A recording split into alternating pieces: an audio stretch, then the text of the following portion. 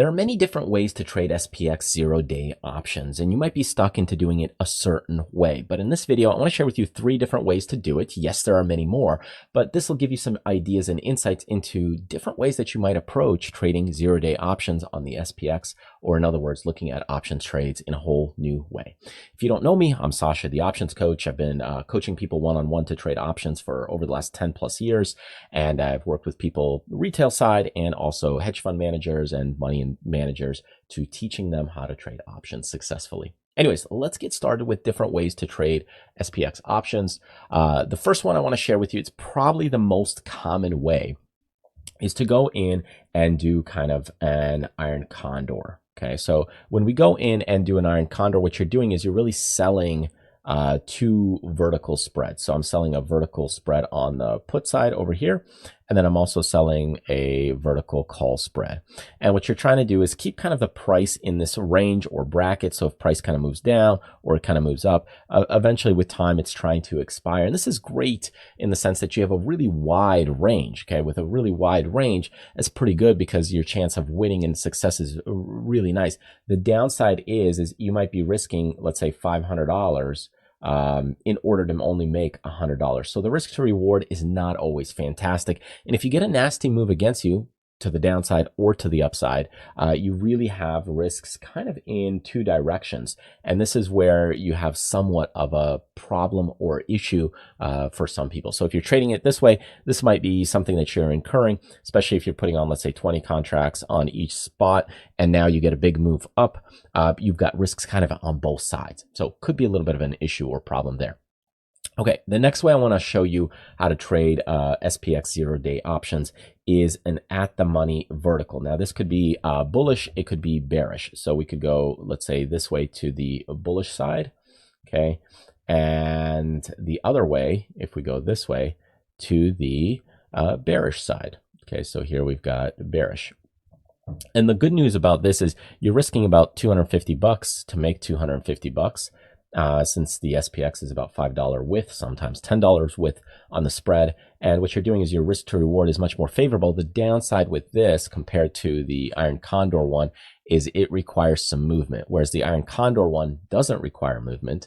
It's kind of actually you want the stock to be more still or stable. This one, you actually need some movement in your direction.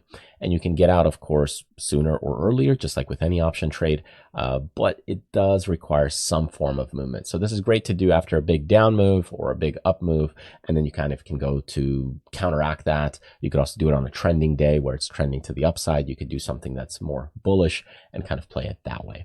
Okay, last one I want to share with you is a butterfly spread. Okay, so let's say price is over here.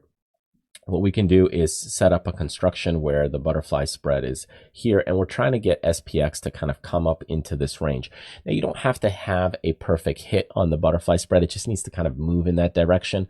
The advantage of this is that the capital at use is a lot smaller than probably any of these trades because you're kind of offsetting the cost with this other side or this other leg. So makes it really nice from a capital standpoint. The downside is you know, you kind of do want it to get up into this range, and you're trying to kind of pin the tail on donkey or trying to play darts here, where you're trying to hit a certain spot or a certain price. And if you don't hit it, you don't get the maximum. And most of the time you can't let these things expire. So you'll want to close them out early, therefore incurring some additional commissions compared to maybe a iron condor. You can let it expire. You can save some on the commissions, and that's nice.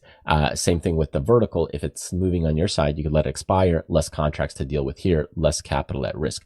This one, even less capital at risk than any of these. The downside is you got to close it out.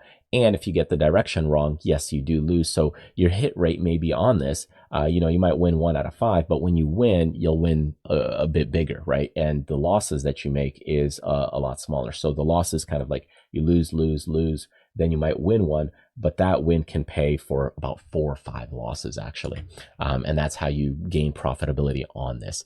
Anyways, these are a few different ways to trade them on the SPX zero-day options. There's a handful of other different ways to do them and construct them, and other ways such as, for example, a bullish iron condor that's also unbalanced, where you have a lot smaller risk here, but if the stock goes up, you can still profit. So it gives you a lot of different kind of mechanisms of like, okay, I'm risking smaller amount, risking more over here. But if you're interested in those kinds of things and you want to see more variety, just send me a quick message and let me know. You can send me a note down below, and I'll be happy to share with you some more insights. Anyways, thanks for joining me. Truly appreciate it. Enjoy the week ahead. I will see you next time. Take care.